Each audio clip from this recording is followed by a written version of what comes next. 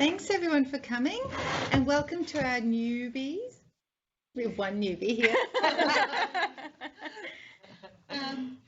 So here we go. So I'm just getting organised. Great. Oh, so we've got 10 people on. Fantastic. Plus the ones in the room. What I'd like everybody to do is understand how to use the chat function.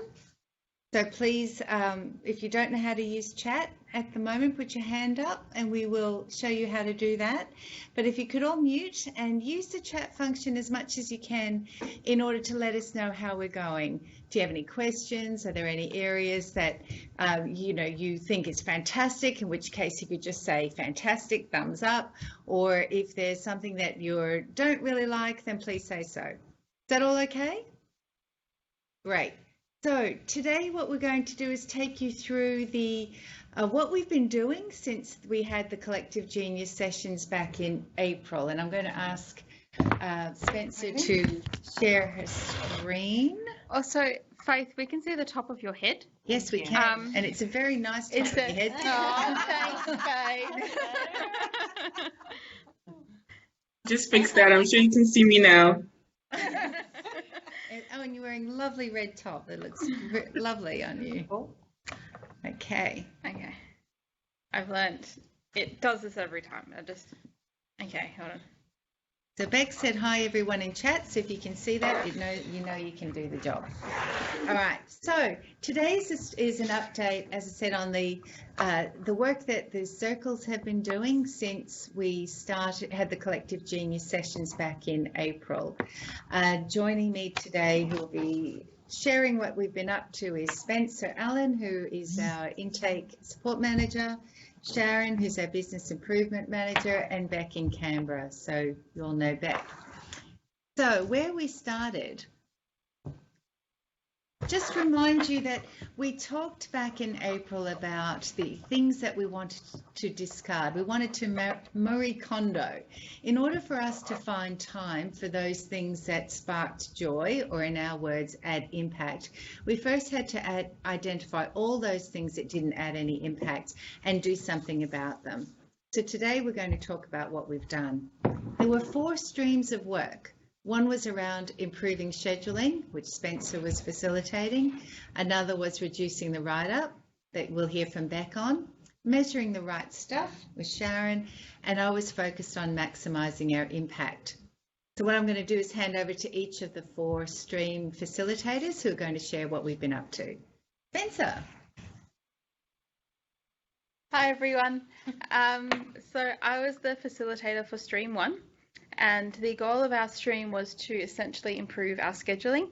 So that encompassed reducing assessor travel time, filling empty seats, and having an outbound call success rate of 60% or higher. So I'm just going to go through all the little boxes on the screen there, because I know there's a lot of data there. So to start off with, we actually wanted to look at our scheduling programs and understand our sort of pain points there. We did some modelling, and what conclusion we came to was that it's not the programs that we use that are the problem, it's the data and our processes around the programs that we use.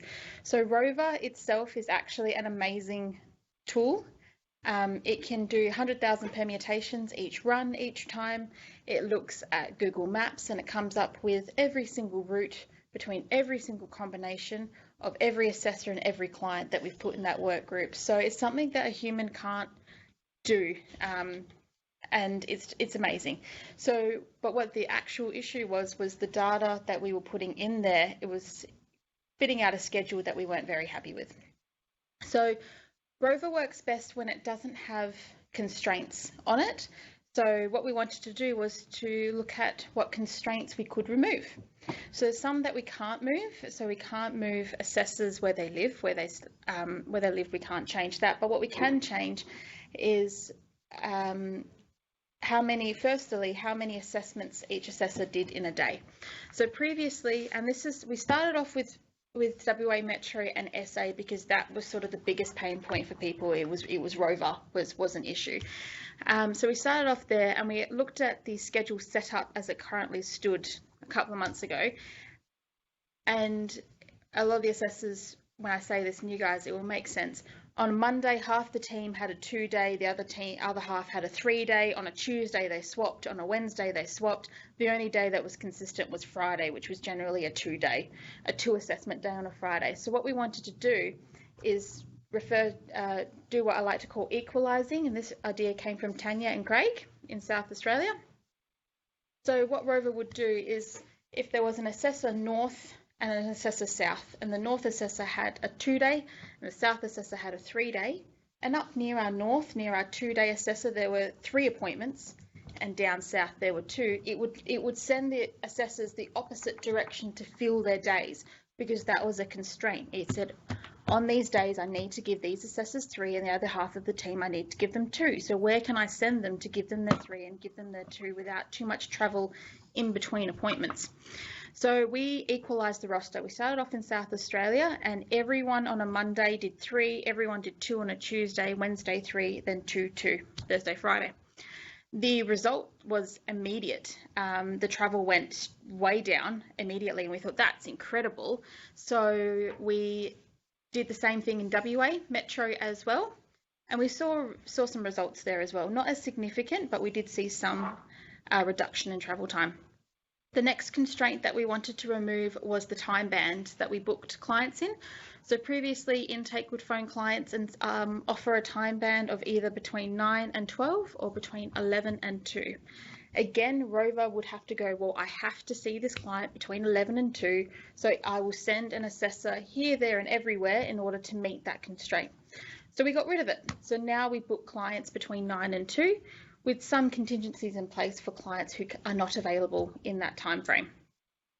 Again, we saw a massive reduction in South Australia. It kept going down, and we saw an improvement in WA as well. So since we've made those 2 changes, in South Australia, which is our top left graph there, home to first visit travel time, which is the green line, has actually gone down 19%. Visit to visit travel time, which is the blue one down the bottom, has gone down a huge 47% since we made those 2 changes. And last visit to home, which is orange, has gone down 14%. In WA, with the same 2 changes, home to first visit has gone down 4%, visit to visit has gone down 16%, and last visit to home has gone down 19%. We're currently doing the next phase for WA. So South Australia, we're leaving that as it is now. So we've made that a permanent change. Those 2 contingencies have been, 2 constraints have been removed. For WA, we are now currently doing a north-south split, trying to reduce the number of instances an assessor needs to cross the river to get to the other side for a 9 o'clock appointment. And for those who live in the city and have experienced it before, trying to get to the other side of the city for a 9 o'clock appointment is horrendous. It's not necessarily the distance you travel, but the amount of time you sit in the car moving at 10 kilometres an hour. So we're trying to keep assessors as much as possible on their own side of the river that they live in, and that way they can use alternative routes other than the freeways and the main highways to get from A to B, so that they don't have to spend so much time sitting on the narrows trying to get to the other side of the river. We have had some decrease in travel. For that one, it's still very new, so I'm still looking at the results coming through, and then we'll be discussing that with the WA Metro team leaders and the WA Metro team as well to see how they feel. So over the 43 working days since we made those changes, we've saved 6.3 tonnes of carbon emissions.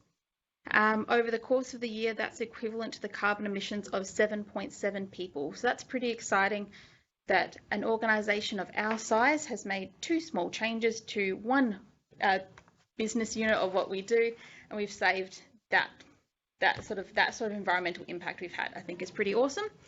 And since the start of June, we've saved over 800 litres of fuel. The next thing that we wanted to look at in our stream was capacity. So we wanted to maximise our impact in the community by pretty much a full-time assessor, where possible, having their full-time assessor load. So what Intake did, and it was quite a simple solution, is we just adjusted our own internal booking sheets and our own internal processes. So what we were doing previously when we backfilled a cancellation is that we would just pick the next available client on the list with no real regard as to where they lived, and that would then impact either a number of assessor schedules, or it would send an assessor out to this weird and wonderful location. Now what we do is we do targeted backfilling, whereby we actually record the suburb or the location of the cancellation and try to backfill that with another appointment that's within the same location, because the assessor was already going there anyway. It's closer to them than picking a random place, and that has had a positive result. So in South Australia, we're booking at 99.56% capacity at the moment, and WA at 98.29. So we're really maximising our impact in the community, which is what we wanted to do. What we've also trialled in an intake, which I have intake laughing at that right now because it's been too successful, is what we wanted to do is we wanted to increase the likelihood of making successful booking calls. So when I started, I was told that our success rate was for outbound calls was 40%. So over half the time, intake would prepare to make a booking call, call the client, and they would not answer, which is essentially a bunch of wasted time for intake. So we decided, rather than trying to somehow get people to answer the phone more than 40% of the time, we decided to flip it and try to trigger inbound calls instead, because if they're on the phone, then we can book them in. That's 100%, right? So we started texting clients upon the receipt of a referral. When we accept it in the MAP portal and put it in Comcare, anyone that has a phone, we text them and ask them to give us a call. We had a 50% success rate of clients returning our call in the first week that we trialled it. So, which has resulted in, again, intake laughing, a huge, an influx of phone calls into intake. So we've doubled our volume of calls since the start of June, which is COVID. But compared to this time last year, we're taking 20% more calls than we did.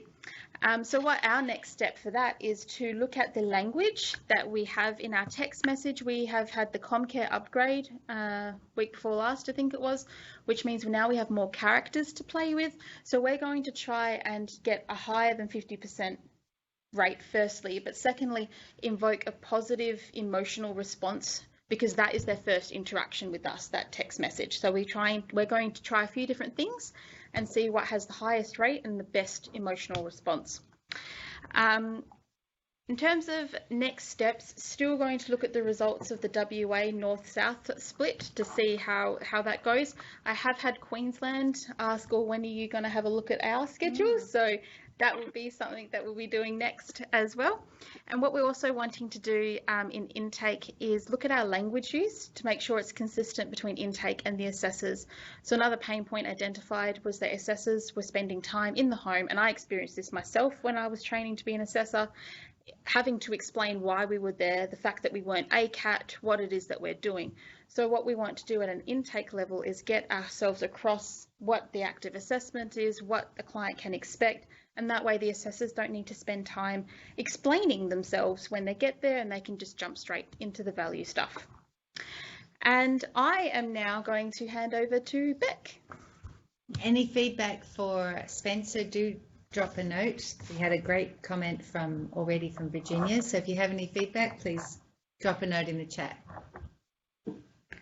Thank you. Hello, everyone. With our Stream 2, we were looking at reducing the write-up. Again, if we can give you time back, then you can put that to more impact activities, which I won't take away from my colleagues, and Ricky and Sharon will talking about that further. But we had 22 members of our circle, and they worked together through a design process to understand the pain points in the day and really deep dive into those points around the write-up, what was going on there.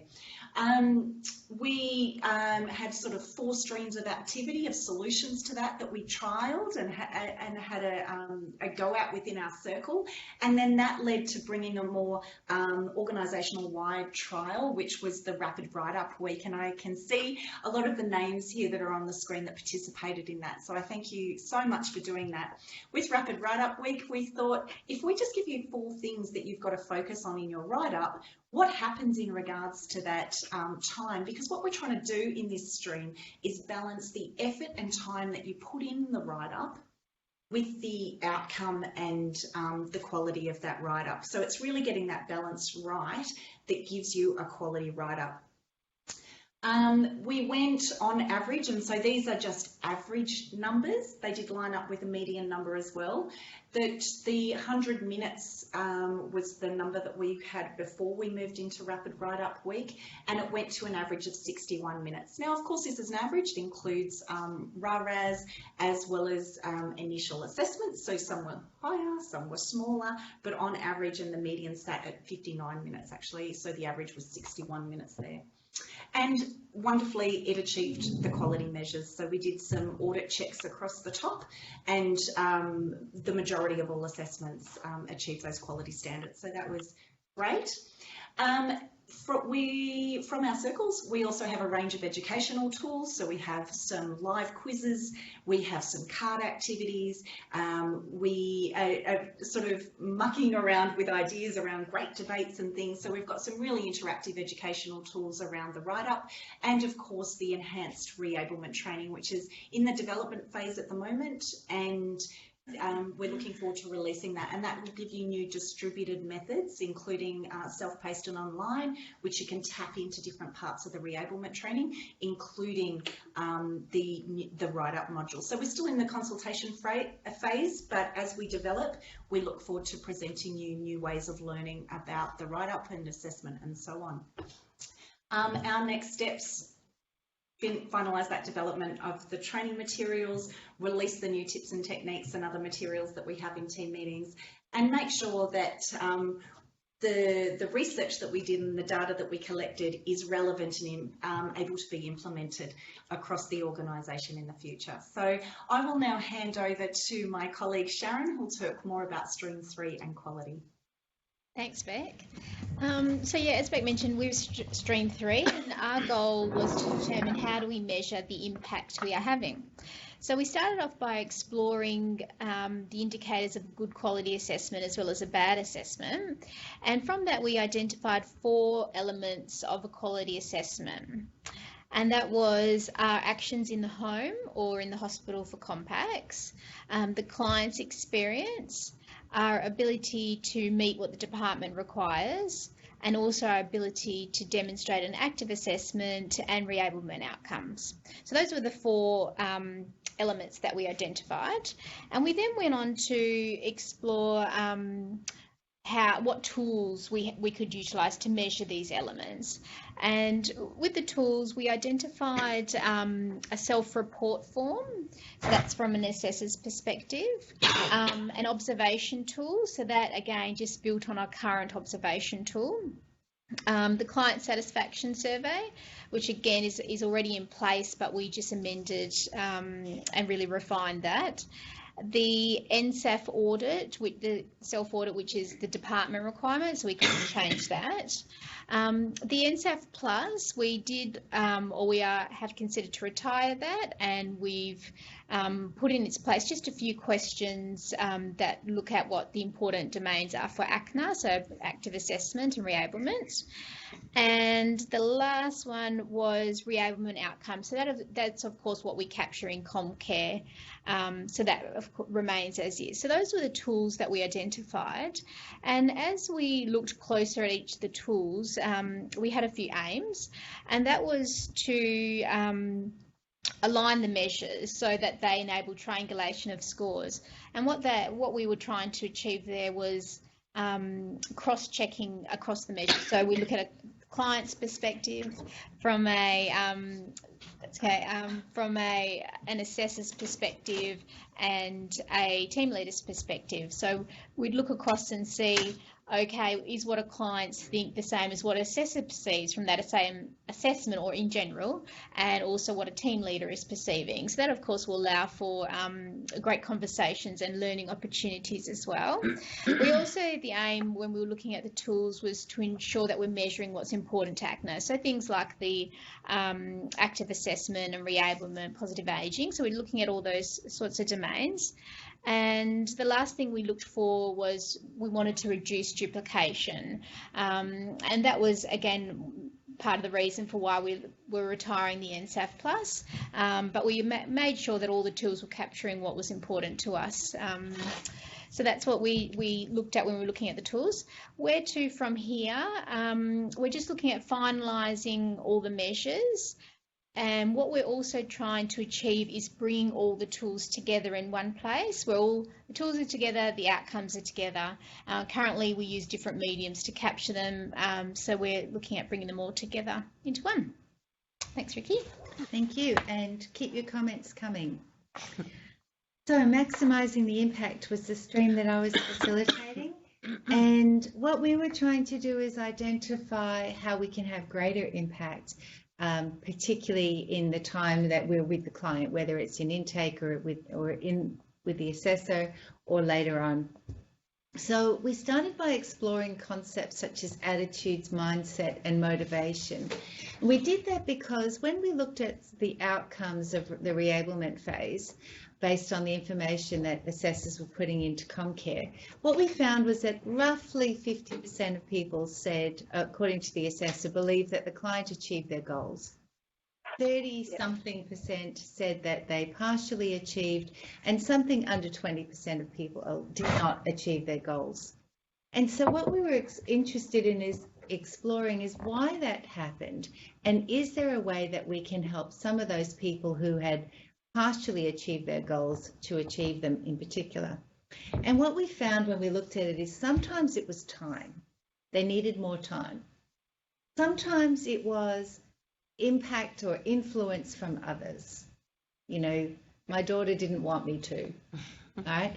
And sometimes it was just, we feel they could have benefited from some reinforcement.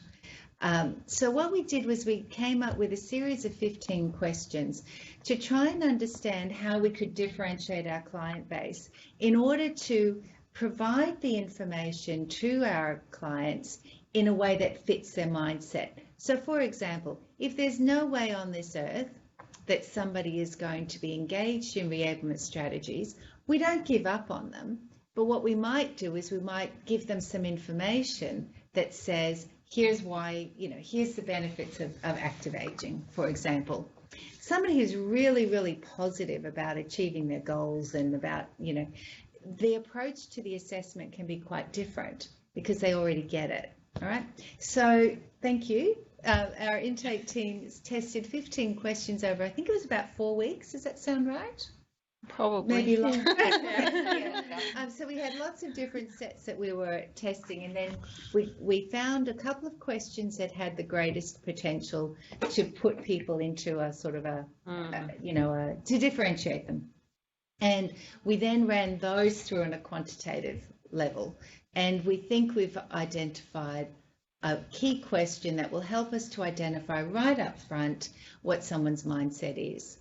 That will then allow us to provide support material before, potentially, during, and after that reinforces the benefits of reablement in the way that they are going to best relate to it.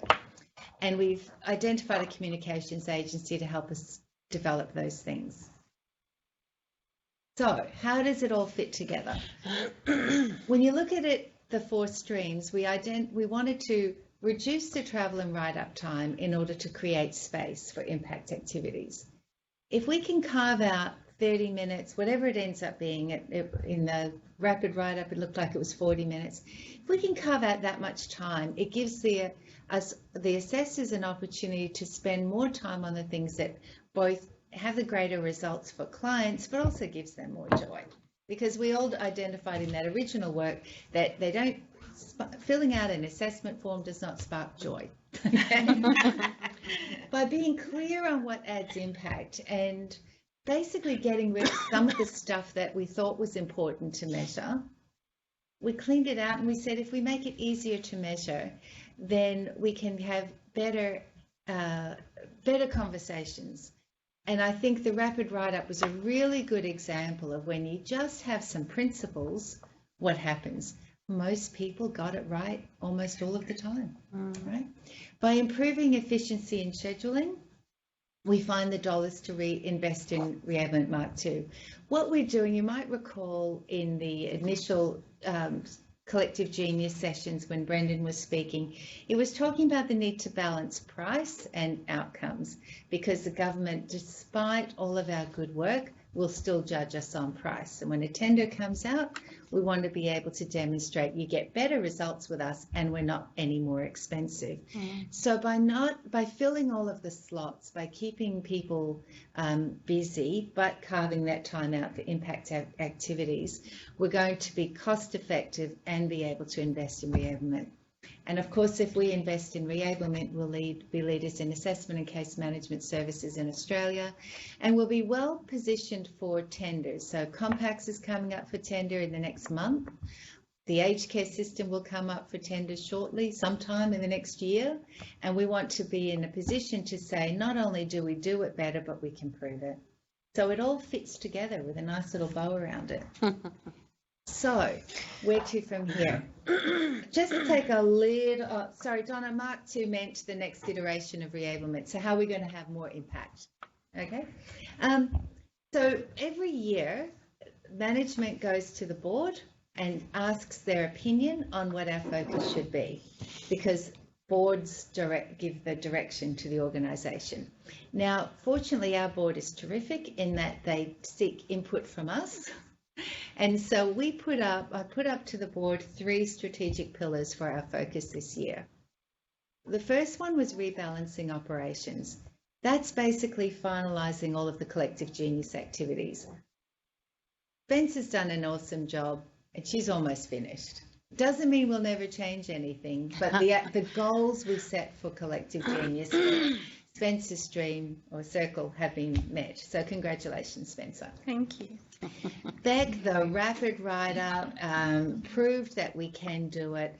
There were some areas that we learned through doing the audits where some support might be helpful for some people who took longer than others.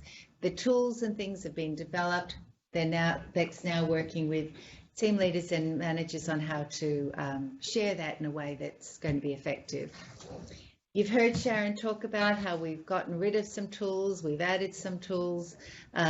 We want to make it possible for all the information to be in one place. That still has some work to do from a system perspective, but we know what tools we're using. My stream still has a way to go, but we're well on the way, and I'm hoping by Christmas we would have implemented some change in the way that we approach our assessments and the impact that we have on assessments. So that's all of the rebalancing the operations. We also had a stream of work we want to invest in this year in building our capability, and that's through refreshing our existing training, and you've already heard Beck talk about the reablement training, for example, but we also want to invest more in our people. So one of the things we've discovered is that the group of people that are in here, the intake team, have got enormous talent. So well done, ladies. Enormous talent. Yeah, you do. And absolutely, the attitude, the give us a go, we'll give it a try, that willingness to learn and try things has been extraordinary. And that's led us to, really it's thrown in our face that you guys can do so much more. And if we can identify... Impact-wise, not volume-wise. I'm kidding. Yeah. Get rid of some of the activities that are not adding value in the intake, because you can have far more impact in the conversations that you have. Not volume, don't Yeah. I know, I'm kidding. So we want to invest in training and development materials. We also want a more frequent, less formal performance review process. This is particularly for, if you think about assessors, when you see all of the quality pieces and you add to that the fact that every quarter there's a buddy shift with a team leader, those are actually performance conversations, but they're not the formal performance review where we're going to sit down and talk about your goals. They're more interactive, they're more real. So one of our goals is to take away the scary annual sit down and talk about your goals and make it a lot more fluid, more frequent, less formal, okay? And we'll have the tools to do that. We also want to explore new opportunities, and we do that through a couple of different ways. One is we participate in tenders to diversify our work and our revenues, and there's a couple of big social service sectors that we think we should be participating in, but we just have to find the right way in, NDIS being an obvious one. But also we want to make sure that when a tender comes out, particularly in the aged care space where we are leaders, that the tender better reflects what we think value is and what we think impact is. Now, that doesn't come by having a conversation with a tender writer and saying you should write this because it suits us. It's actually about starting to highlight the benefits of an approach such as ours, so that when the streamlined tender comes out, or the aged care tender comes out in whatever form, it reflects more impact activities and less, it doesn't reward to the same degree it does now, people who just go in and tick boxes. So that's where we're heading. The board approved all 3 of those strategic pillars, and there's some activities underneath those, some initiatives that I have to report to against every 2 months. But I'm really excited that they embraced everything and they're on board. So that's it from us. I will just have a quick look at the chat, and then we can also, once I've done that, we can also see if there's any comments anyone wants to make, either in the forum or in the room. So as usual, Spencer. Sorry. Everyone says, great work, Spencer. Thank you, Stream One. So well done to that team. I think I've got to say, I'm sure Beck and Sharon would agree that when we have the Circle of Circles meetings, it's always us sitting there going, wow, this is so amazing, and looking at ourselves and saying, we have a gold. We have a done. So well done. Well done. Well done to you too, Beck. The comments are very positive about the rapid write-up as well, that there were really good results, and it was a great experience as well. So well done. Nothing for you, Sharon. Yes, so well, yes, exactly. Nothing for you, Sharon, and nothing for I. But before we go, does anyone have any thoughts or comments they'd like to make? Anything in here first? No? No. Okay. It's been great having the active participation though, and I'm sure everybody out there would be saying the same thing. Any last comments, or come off mute now if you want to make a thought or a comment, or? No? Fantastic. Well, we have brilliant all round. Glad there's more time for re-amendment with rapid write-ups. Yes, that's the goal. That's the goal. And what I've got to try and do is make sure we have something exciting to fill that time with that adds value. And the biggest risk I see is that I don't move fast enough and we end up filling up the time with non-value added things again. So I'm trying to move fast, okay? All right, well, it's been really great to see all of you. Thank you for finding the time to hear about what we're up to. As usual, if you have any other thoughts or comments afterwards, please feel free to contact any of us, and have a great evening.